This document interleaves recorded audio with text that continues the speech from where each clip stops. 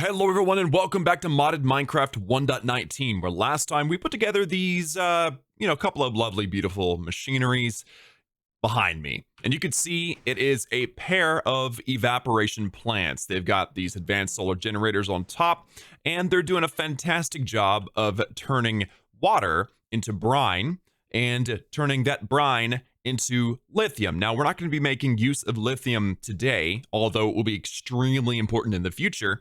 Right now, what we're doing with that brine is we're combining it with the chlorine that's in the brine, because brine is essentially salt water. We're dumping off the sodium. We don't need that. We're going to eventually, but we don't need it now. And we're using the chlorine and we're mixing it with hydrogen from water separated in an electrolytic separator. And combining those, you have chlorine and hydrogen to get hydrogen chloride.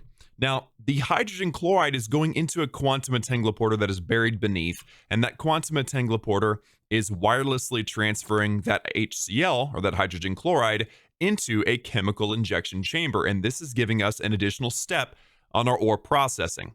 Now, it's kind of amazing, actually, because the internal battery or the internal storage of a quantum entangloporter is over 8 million millibuckets. And so I had to leave the computer running for like a day overnight in order to max out that internal storage of HCl. So now I've got over 8 million HCl. You can see here, this thing only holds 10,000 millibuckets. The quantum entangloporter is over 8 million. So I know I've been telling you guys in past episodes that I'm looking forward to doing some exploring. I actually went to the Nether Fortress and I wanted to do some, or I went and got some material I needed to do some brewing so we can go take on some ocean monuments and whatever else.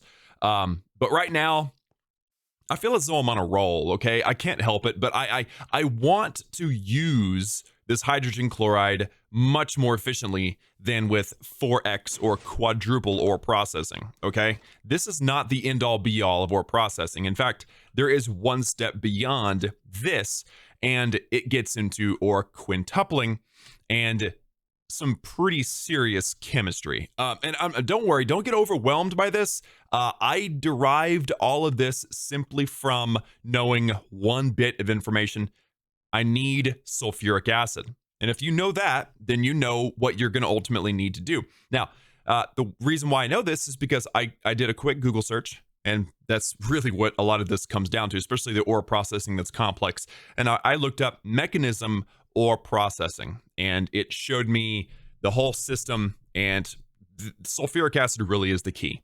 So if you select sulfuric acid, and if you right click it, then it shows you what sulfuric acid is used for.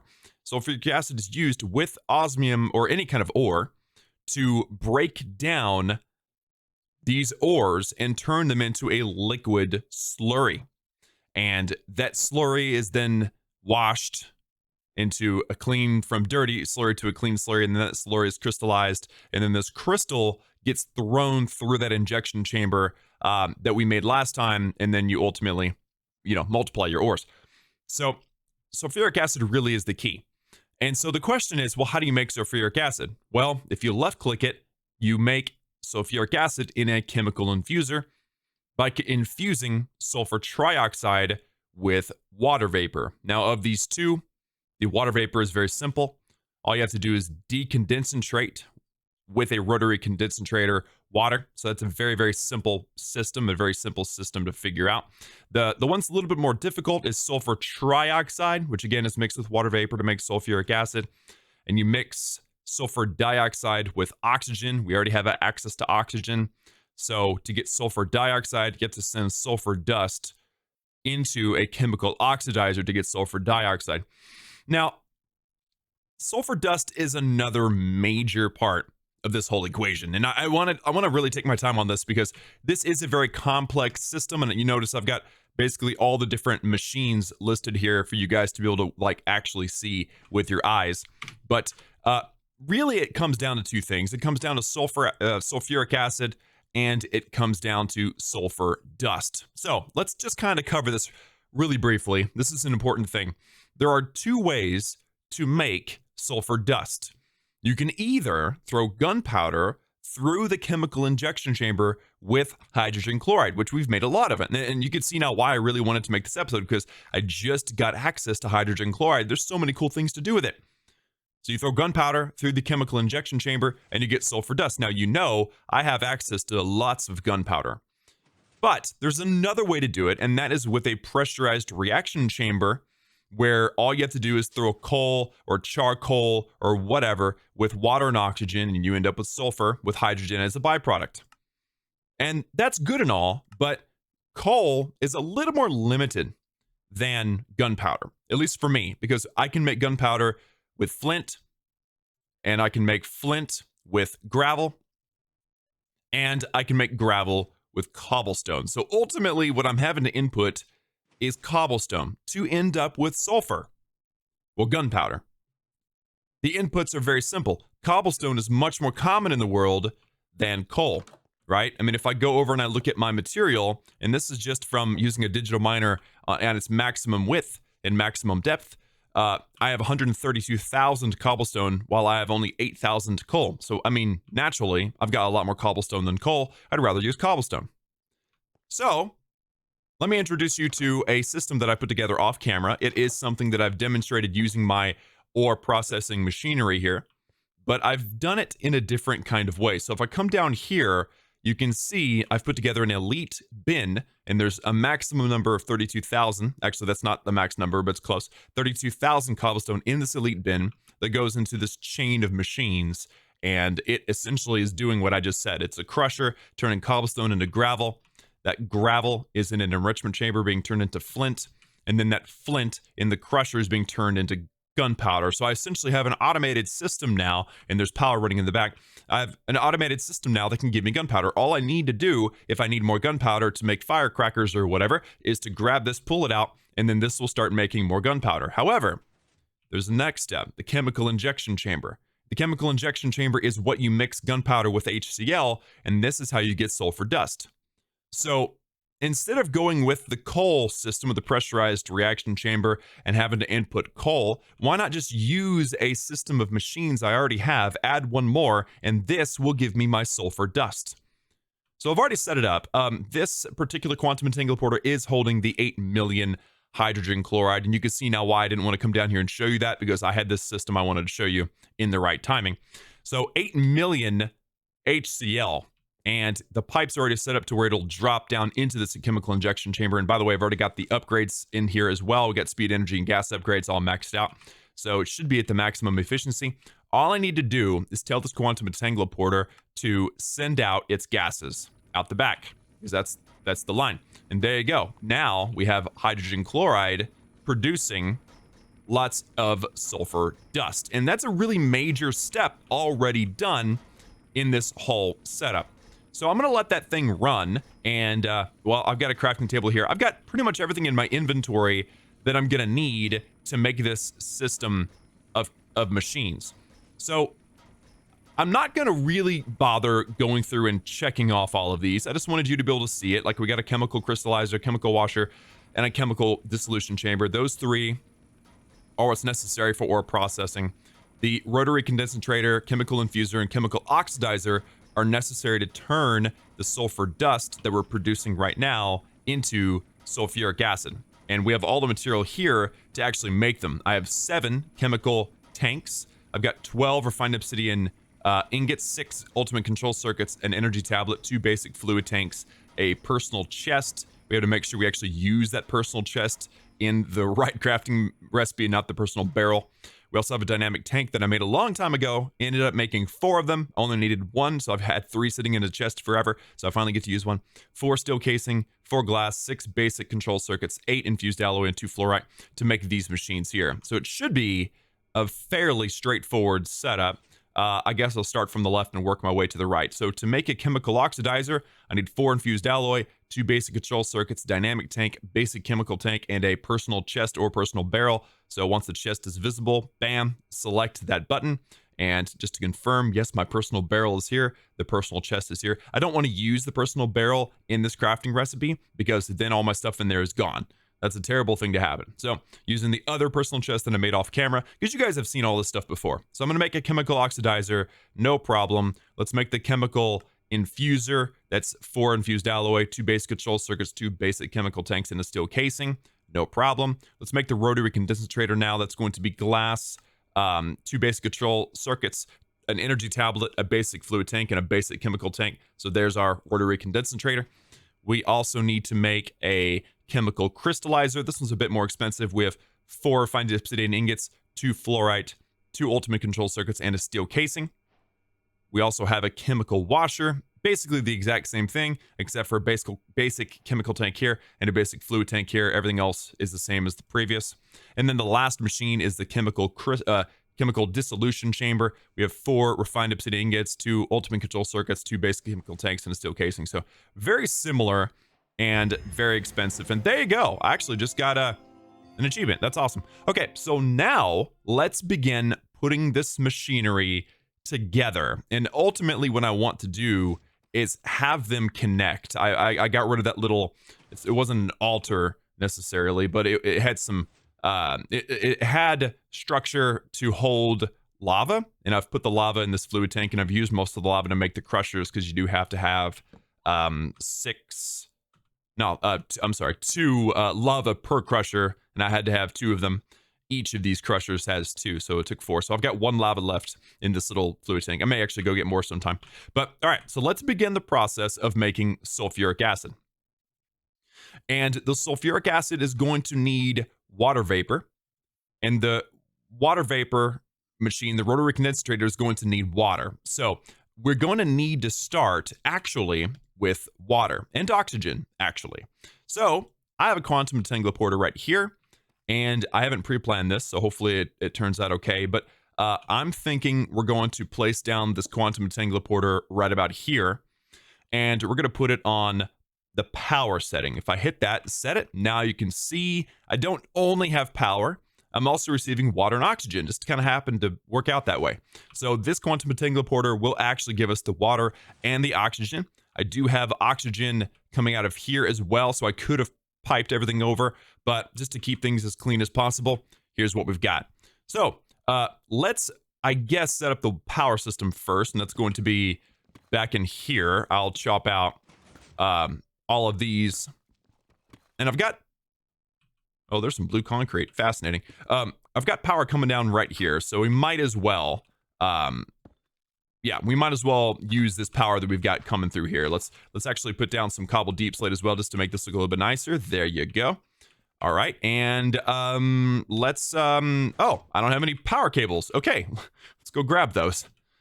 I think I've decided to try to clean this up a little bit. I'm going to go, actually, I think the water and oxygen may have to come out the back, but for now, because again, I didn't really pre-plan this, I just want the power to come down like so. Okay, so rotary condensator is what I'm going to start with, and it's going to receive the water from this quantum entangler right in here. So if I use the mechanical pipes, slap that down, it should be obvious to anyone that it wants to receive water, right? So I'm going to put this on fluid and, you know, tell it to absorb, and then also tell this thing, hey, kick out fluids off the right. And there you go. Now the rotary condensator is receiving water. All we have to do to make sure it's working is to toggle operation. So now water is being converted into water vapor. So this is exactly what we needed. Of course, I'll put in the upgrades later on. Right now, I'm just wanting to make sure everything is working. All right, so next, and actually, I may end up moving this up a little bit because I want the machinery to line up. Here, let's just look at this one more time. So actually, this definitely won't be the one more time.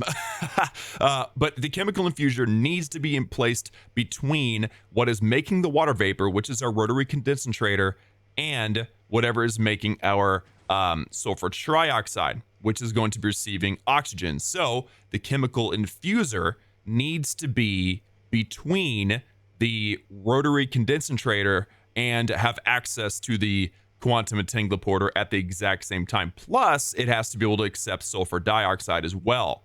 So we may end up having a bit of a confusing setup here. Let me just Let me just map this out here in my head. Okay, I think this will work out nicely. So I've adjusted the rotary condensator to be on the left because some of the other machines, I'll adjust later if I need to. Okay, so to make the sulfuric dioxide, we have water vapor and we have sulfur trioxide in the chemical infuser. So the chemical infuser has to receive the water vapor. So let's just place that baby down right there. Now, the water vapor will go in after I tell it it needs to eject out the bottom. There you go. And this thing has to receive gases in the top. So, okay, now we have water vapor coming in this chemical infuser from the rotary condensator, and it's receiving water from the quantum entangloporter. So the machine that needs the oxygen in this whole setup is actually going to be okay, I forgot. I actually need 2 of these chemical infusers, not just 1. Yeah, I definitely didn't plan for that. Yep. I'll be right back. I've got to make another one. Okay, everything's in my inventory. Let's go ahead and select through and bring in the next chemical infuser. And I'm going to go ahead and place that right there. It is now connected to the power network. It needs to accept oxygen from the top. So that's going to be important. Let me figure out all this here. Output gases. There you go. And this one also needs to input... let's see if it's oh, I'm sorry. That was okay. That was items. I need gases. Okay, input from the top, and apparently it is input 2. No? Is it not input 2? Come on, buddy, work with me here. There we go. Okay, so the quantum entangloporter had to be set to gases eject. Okay, so now I've got oxygen going into this chemical infuser. And it also needs to receive gases number 1 from the left. But of course, this thing isn't going to start working just yet because we need the other side of the program, right? So we need, we're going to need, okay, so this machine will be making the sulfuric acid. Fantastic. So that means that this machine here is going to be making the sulfur trioxide, which means it needs to be receiving sulfur dioxide from a chemical oxidizer, which means I think my machines are actually backwards. So my initial reaction was right. I wanted everything to flow from right to left. So I've only got 1 more machine left, and that is the chemical oxidizer. I will place that down here. And then we have to connect this sulfur to this machine here. I could have probably adjusted everything and moved it over here and made it a little bit cleaner, but I kind of like seeing machines moving items back and forth from one to the other. So I'm going to go ahead and just connect them just like so. I'm going to tell this one, hey, bro, you can eject. There you go. We got a whole bunch of sulfur dust coming into the chemical oxidizer. The chemical oxidizer will turn the sulfur dust into, well, it's already ejecting. Excellent. So it's ejecting into sulfur dioxide. And then the sulfur dioxide is combining with oxygen to create sulfur trioxide. And then this one has to be told, hey, bro, you can accept. No, it needs to be told it can eject gases out the right. So that was right. There we go. So now the sulfur trioxide should go into the chemical infuser once it is told you can receive on the left. Come on, bro. What's your problem? Okay. So it had to be set to output or input 2 because I did switch them. So now the sulfur dust is coming into the chemical oxidizer. It is converting that sulfur dioxide in the next chemical infuser with oxygen to create sulfur trioxide, which is mixing with water vapor from the rotary condensator into sulfuric acid. So now we have sulfuric acid being produced in this chemical infuser. Now, this isn't the end of the program, but I mean, if you think about it, this isn't all that complicated. It just took me a little bit of thinking to get it all oriented properly. The next step is to set up the ore processing system, which needs to be up here because this is simply where all of it is. So let me take up these machines. It actually works out perfectly that there are 3 spots because there are 3 machines. And those 3 machines are here. So what we have is a chemical dissolution chamber, a chemical crystallizer, and a chemical washer. There's a particular order that they need to be put through.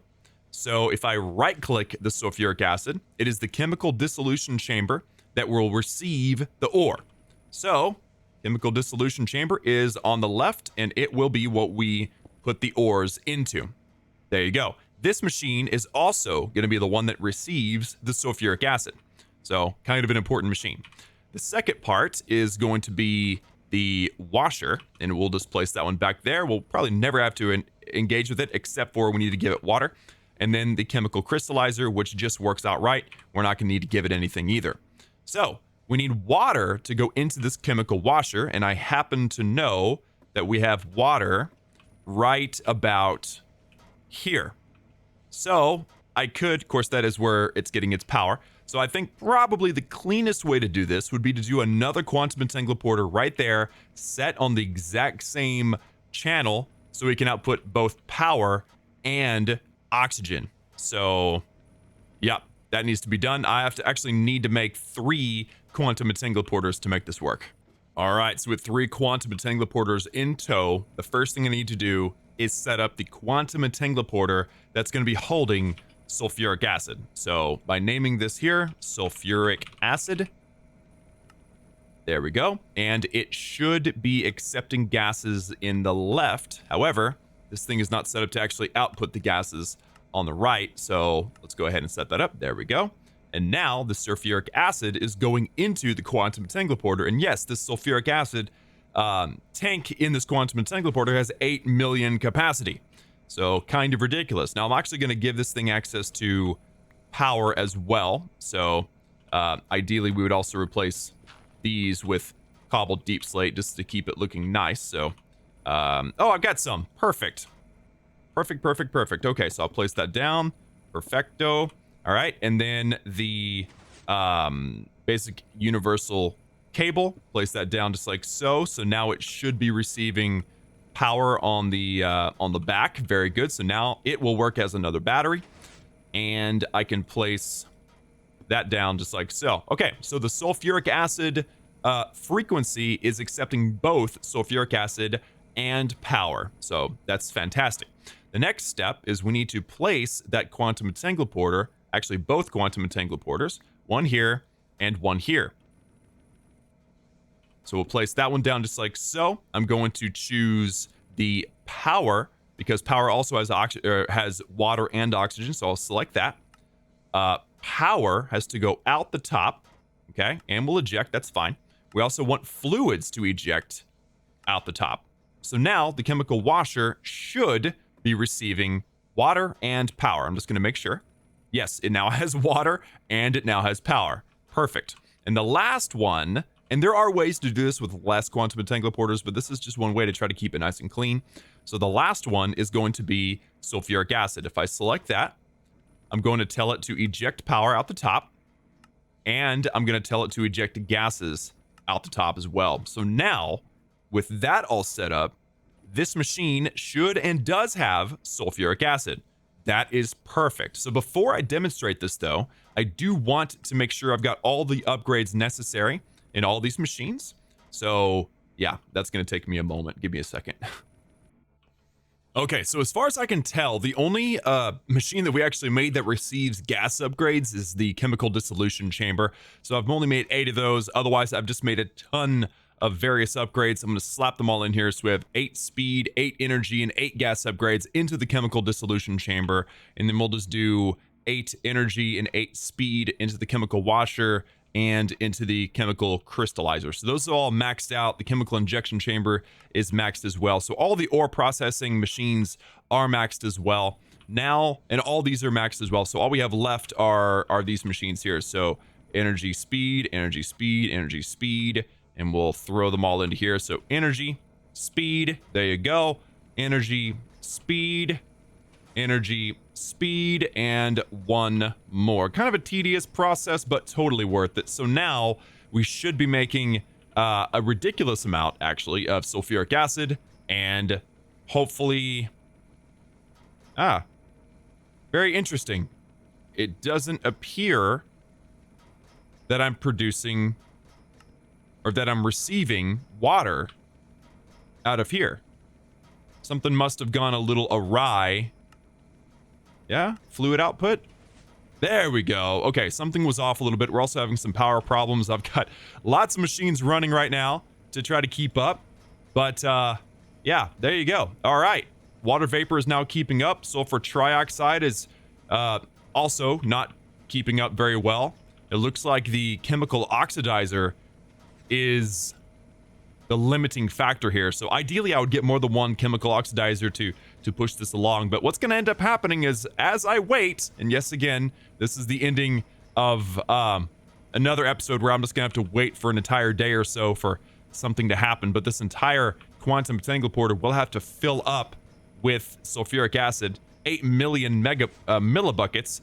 That means I actually may end up needing more cobblestone to fill that thing up. Not really necessary to fill it up, but it's not hard to get your hands on loads of cobblestone. So we'll see how things end up after an elite bin, how much sulfuric acid we end up with. But as this thing keeps on pressing, let's see what happens to a single stack of raw gold. All right, and I'm gonna tell this thing not to eject so that we can see what happens. All right, so what happens is raw gold gets converted into dirty gold slurry.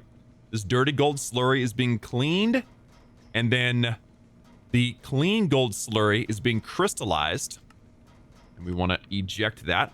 The crystals are being turned into shards, which are being turned into clumps, which are being turned into dirty gold dust. We'll eject out of the crusher. The dirty gold dust is being enriched into regular gold dust, and of course the regular gold dust is being smelted into gold ingots. So the question is, how much gold is an entire stack going to give us? And of course, you get better effects if you are using the ore form, but you have to run that with the silk touch turned on, and that doesn't really work all that well. It's too much power. I need a better power solution before I'm able to take full advantage of that. But let's see where we land once this is all done. And notice, by the way, that the raw gold, I put 64 in, and there's only one left, right? Which means it actually pulls them out in groups of 3, I think. Yes, okay, so the chemical dissolution chamber turns 3 raw gold into 2,000 millibuckets of dirty gold slurry. 1 millibucket will turn into 1 millibucket of clean slurry, and 200 turns into a crystal, which ends up being an ingot. So you actually get 10 ingots out of 200 millibuckets of slurry. So in other words, 3 raw gold turning into 2,000 millibuckets equals 10 ingots. So I'm turning 3 raw gold into 10 ingots, which is pretty awesome considering that's more than triple. But again, the ore form, if you just throw the an ore form, it will give you, so 1 ore will turn into 1,000 millibuckets. So if you throw in 1 ore, you will get 5 ingots. This is essentially a quintupling system, as long as you're able to invest the power into the silk touch version of the digital miner. So as I watch this operate, you'll notice that the chemical injection chamber seems to be a bit of a bottleneck with 12 left. The purification has 1, the crusher has 1, the enrichment chamber has about 5 or so, so it's also kind of slow. The chemical injection chamber seems to be the slowest of them all. It's interesting because in the past, these 3 machines were the slowest of them all. So it seems like either there's been some adjustments or what. I'm gonna have to do some more testing, but it seems like they've sped these things up, which is great because in the past, it's really been not really worth it to quintuple most things. Now, I do want to do it because I need ridiculous amounts of uranium to have crazy power production through the reactors. That's kind of why I'm doing this ultimately. But yeah, in the past, it wasn't worth it. Maybe it is now. I will definitely be doing some testing off camera, but there we go. Okay, so with the raw forms, I ended up with triple plus 20 production. And again, if you do silk touch, you end up with 5 stacks out of 1 stack. So there you go, guys. We now have ore quintupling up and running. And of course, I'll have to set up a network of quantum entangleporters and special channels so I can tell the digital miner, or the quantum entangleporter attached to the digital miner, whether I want stuff quintupled, or if I want things just quadrupled, or if I just want things smelted. I mean, or stuff just sent straight over to the storage, and that'll depend on what it is. Obviously, things like uranium and I don't know, maybe like gold and iron will go through this system, and then maybe the quadrupling system will just simply be things like osmium and things that I don't really need as much of, and then this regular just smelting. I'm not sure what that would be, but it's an option. Maybe things like copper and tin. You know, you don't need a whole lot of that. Oh, lead. Lead is another one that I'd probably want to quadruple. And then things that'll just go straight to the items will be things like diamonds and emeralds and redstone and coal and lapis and fluorite. And some of those things, if you use Silk Touch, can be run through the system as well. In fact, I'm curious to see if this chemical dissolution chamber shows any forms of diamond. Nope, unfortunately, the only thing that can receive diamond ore that does anything but turn it into a single diamond is the enrichment chamber. So we would double our diamonds with diamond ore. It's kind of like using the fortune enchant, actually. So if I use Silk Touch on the digital miner with diamond ore, send it through the enrichment chamber, I'll be doubling all my diamonds. So that is probably going to be one of the channels here. And you're probably wondering, like, man, your house is getting very cramped. You got all this machinery. I'm gonna have to put the machines that I lost, where are they at? There we go. Like the osmium compressor and the infusion and the charge pad. All these things, they're gonna have to go like over here or something. Like my house is getting a little cramped and a lot of electricals happening, and I'm sure it's not healthy for me as I'm sleeping.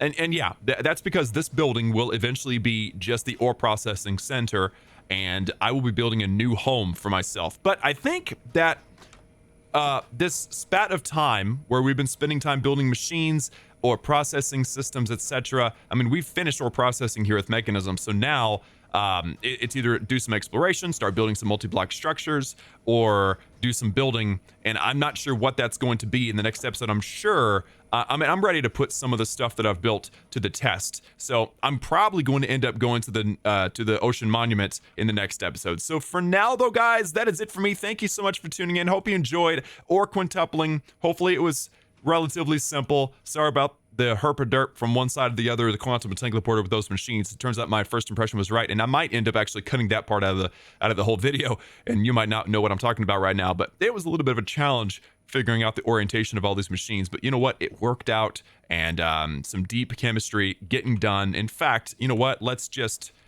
say we've done it. Ore quintupling is done. The chemical crystallizer is also done. What's happening right now? There we go. Or the crystallizer, the washer, the dissolution chamber, rotary condensator, chemical infuser, chemical oxidizer. We've got it all, and it is good. So, guys, that's all for me. Thank you for tuning in. If you have any questions, please please feel free to post them down below in the comments, or ask me on my Discord server. Link for that is down below in the description. Remember, members at the $10 level are gaining access to the server to play alongside with me. There are actual people playing right now as we speak. I just have chat disabled while I film. So anyway, that's all for me. Thanks for tuning in, and I will see you all next time.